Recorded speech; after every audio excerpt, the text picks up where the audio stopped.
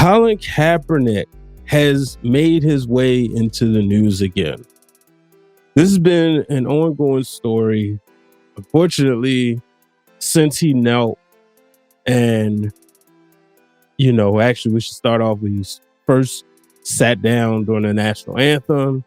Then, after a conversation with someone who was in the military, where they was able to exchange information, it was revealed to him that perhaps he should kneel because it would show respect to the military while protesting the unfortunate thing that was happening in this country, the wrong killings of Black Americans. And I'm sitting back, and recently Kaepernick wrote a letter to the New York Jets. And I'm not going to read the letter. I'm pretty sure y'all read it. Y'all understand. But to summarize, he was basically saying, look, give me an opportunity and I would love to be on the practice squad. The practice squad. I would love to be on the practice squad and assist Zach Wilson, who is replacing Aaron Rodgers. Now, the New York Jets put together a roster that they believe could compete. A lot of people had them winning their division. Some people had them going to the Super Bowl. But when Aaron Rodgers went down on the first series of the season, it shook up everything, right? And I'm like, wow, this is crazy. This guy was supposed to be the franchise. I was in the store picking up Madden, and while we were waiting to get the game, I was talking to this guy, and he was telling me, asked that I watch Hard Knocks. I said, no. He said, it's just pretty much them kissing Aaron Rodgers' ass the whole time. And I was like, oh, interesting. So everybody was all in. Aaron Rodgers is going to lead them to the promised land. He's going to take the Jets. And unfortunately, that didn't happen. They won the first game, but they're not the threat that everybody thought they would be. So Colin Kaepernick, who's been sitting at home ever since he was let go, I should say, I guess him and the 49ers parted ways or whatever. And I remember when he signed that contract, a lot of people didn't like it. And because he caused so much, there's been, is he blackballed? People were saying, is he blackballed from the league? And I'm like, man, maybe he is. Well, unfortunately for him, he won't, he hasn't been back in the league. But I thought it was very interesting here. Now, there was a time where we would have easily said there were not 32 quarterbacks better than Colin Kaepernick. You can imagine when he first went down, right? Then there was a time you said there wasn't 64 quarterbacks better than Colin Kaepernick. At 35 years old, you think, well, is there a spot for him? I remember every time a prominent quarterback would get hurt, there was always the talk, will they sign Colin Kaepernick? Will they sign Kaepernick? Joe Flacco gets hurt. And the conversation was exhausted so much, the radio stations here in Baltimore, the bosses said, enough of the Colin Kaepernick. Because according to Ray Lewis, they would get ready to sign him. But then I guess Ray said some things, and that's when Colin Kaepernick's girlfriend or wife posted the meme that was, the movie name escapes me. It might have been Django, but whatever the movie it was. But it was basically saying that Ray Lewis was being, okay, master. And it was him and Steve Bisciotti, right?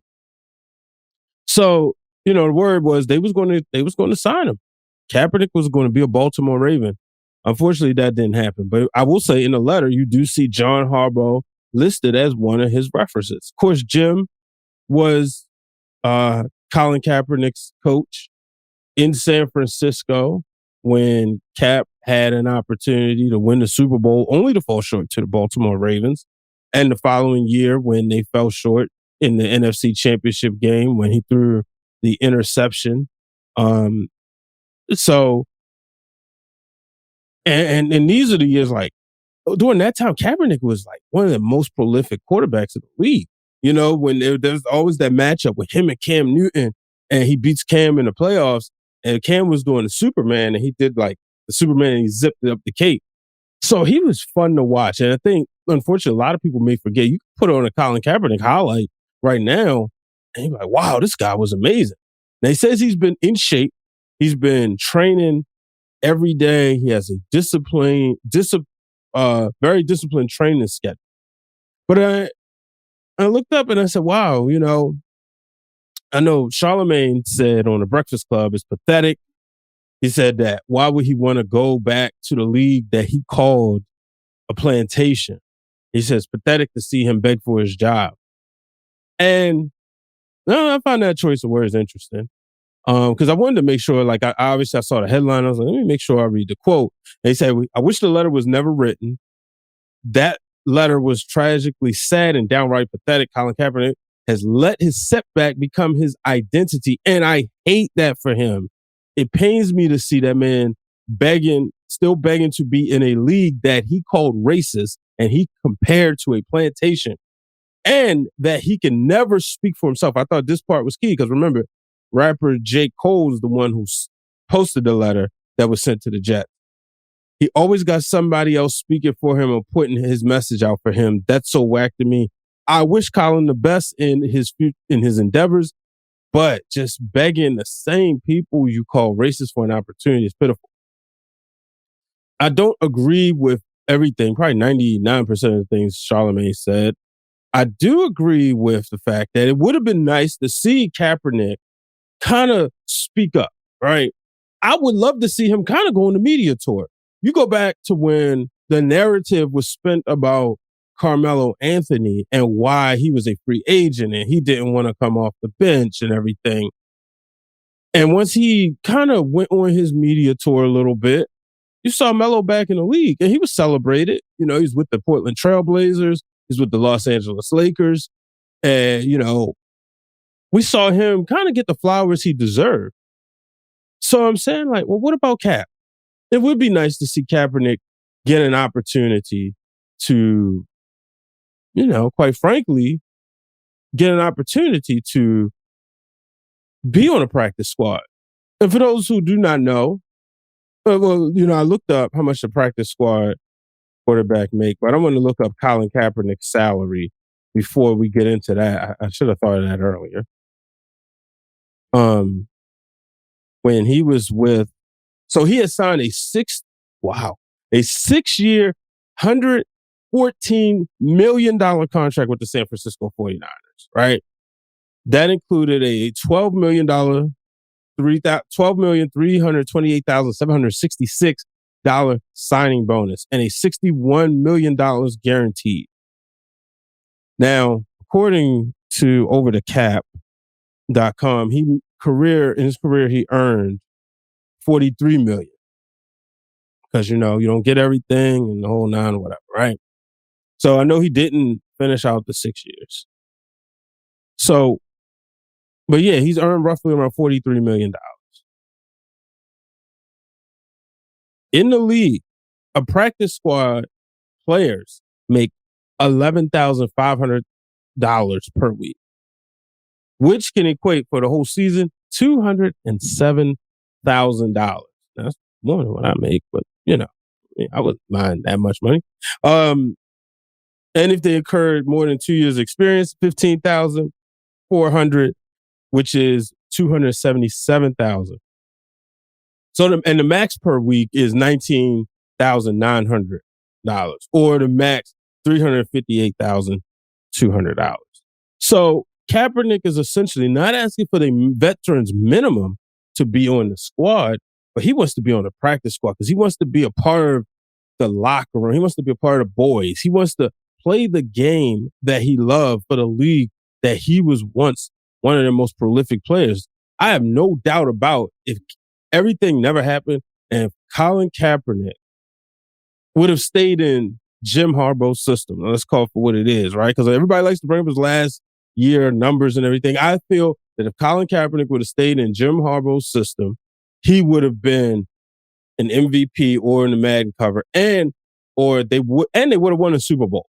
They was coming. The 49ers and the Seattle Seahawks, those were some great matchups. Unfortunately, San Francisco made some changes. Obviously, I'll let 49ers discuss whether or not they believe those changes should have been made, but they were close. I mean, 3 consecutive NFC title appearances, 2 of them with Kaepernick, right? And, so unfortunately for him, he couldn't, it didn't happen for him. So he was out of the league, out of the league. And then with him kneeling, and let's be real, everybody thought when he was sitting down, they thought he was being bitter because he said he had sat down for a couple weeks. They thought he was being bitter. In fact, he wasn't though. He was protesting. He brought awareness. You see people getting back in the league who protested with him. You also see some people who, you also see like things that's being made, right? The Black Lives Matter on the helmet, different initiatives. And it's a shame that the person who really initiated everything couldn't be a part of that. Now, maybe he had some bad choice of words. He mentioned saying calling it a plantation. It was a bad idea to wear the socks with the pigs and the police. The police discussion, I've done some things on that. You go back in the archives, me and Mike Patton talked about being Black men in America. I will be always quick to say all police aren't bad. Just like, you can't let one bad apple spoil the bunch. So I would never, ever say all police are bad. Do I get anxiety every time I get pulled over? Absolutely. Absolutely. I got pulled over on the way coming home from the Royal Rumble. Brother Hugh, I left my car at his house and I was on my way back to Baltimore and I'm driving, whoop, pull me over. I'm like, oh man, tag light was out. But best believe my hands was outside the window, right? Got pulled over going to New York. I was speeding, hands outside the window. You cannot describe what it's like when you're a Black person and you get pulled over by the police. It's nothing you can describe. You just, I could say like, oh, you shaking, even with kids in the car, because you just never know. You don't know what their thing is. But that doesn't mean every one of them had bad intentions. So when I look at, when Kaepernick did that, I was like, oh, great, that wasn't smart. But it's sad that we don't know if he'll get one more chance. This somebody, and he wants to be on the practice squad. Now, here's what I would like to see. A couple things before we get out of here. One, I wonder why haven't any of his NFL brothers vouched for him, right? Has anybody vouched for him? Why haven't they vouched for him publicly? Why haven't some of the players with influence said, hey, let's give Cap a chance? Because Zach Wilson, maybe he should have reached out to Zach Wilson prior and said, hey, man, I'm going to put out this letter. Maybe he did. And Zach Wilson vouched for himself. Yeah, put him on the practice squad. Let me get the defense ready for the first strings and let me help mentor him. That's one thing to think about. So I always wondered that, like, why isn't anybody vouching for him? And how come nobody, like, what about the XFL and the NFL? I mean, the CFL. Now, let's see, like, Cap, you love football, and I heard this on How I Learned It. You love football, see what's up with those leagues. 35 years old, it's sad. Sure, he's made a lot of money. Sure, he has some endorsements, but it's very sad that he can't play the game that he loves. If somebody told me I couldn't podcast or I couldn't produce videos, I'd be devastated. I would be. So that is interesting to see where we go from here. What happens with Colin Kaepernick? Magic Johnson. When Magic Johnson welcomed him to the practice squad, I'm wondering. It's a lot of things out there. Venus and Serena Williams, would they welcome him? So, is there anybody out there that's going to welcome Colin Kaepernick to that practice squad? Only time will tell. But ladies and gentlemen, that'll do it for this week's edition of Breaking Through Glass Ceilings. I hope y'all get this week started right. I'm excited. The Orioles in the playoffs. Thanks to y'all for tuning in to my celebration. I'll have some more uncomfortable conversations. I started to add the Brittany Renner piece because I was going to talk about that. But I'm going to save that for that Patreon account I'm going to create. Because that's going to be a little spicy. I don't think people are ready for what I got to say. And a lot of people, especially men, not going to agree with me. But I checked her out, her interview. I enjoyed it, but I hope everybody had a good week as we get ready for next week. Get ready for October. Promise you more content coming your way. Make sure you check me out follow me at Brian H. Waters on all social platforms. Make sure you check out my shows that I do every week. Masked Man, I produce that for The Ringer. I produce Wednesday Worldwide on Wednesdays, as well as TWG Fan Club. And I am also on the Wrestling Realm Now podcast. So that's the wrestling world I'm in. Those are where you can find me. And now, I'm just back on the, getting back into the trending topics, the hot, spicy topics, and sometimes a little bit of sports. So thank you for subscribing to Breaking Through Glass Ceilings. As I get out of here, there's word from a couple of our sponsors, as well as some information where you can save some money. So long, everybody. Hello, everyone. You may have heard that Breaking Through Glass Ceilings has recently partnered with Symphony of Balloons. Symphony of Balloons offers luxury balloons for your event, as well as a 360 booth. So, if you're looking to save money, simply mention that you heard about this service on Breaking Through Glass Ceilings, and you can save 10% on your order.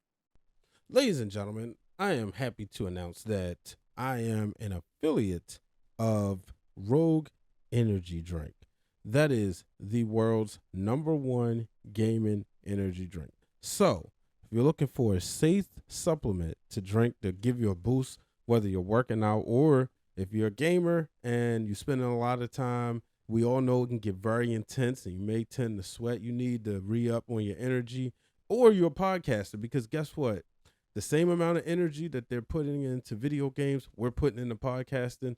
Simply go to rogueenergy.com and enter the coupon code BrianH and save 10% off on your purchase. You can also click the link in the episode. It might be easier for you, but save 10% off any purchase on the website. What up? It's your boy Blue Magic, owner of For Your Wear and one half of the Mixed Tag Show. Now, I know you've seen the announcements from some of your favorite podcasters and wrestlers. I've decided to expand my business to become a vendor so that people from the wrestling community have a better way to communicate with some of their favorites. So check out foryourwear.com and see if your favorite podcaster or wrestler has partnered up with me. If not, let them know that they should. Also, if you're looking for a vendor for your merchandise, reach out to me at Blue Magic Grind, spell how it sound, on Twitter or Instagram, or at For Your Wear, FORURWEAR, on Twitter and on Instagram. Shout out to Brian H. Waters and Breaking Through Glass Ceilings. Their merchandise are already up, and they're one of the first ones that's reported, so go support them. All right? Peace.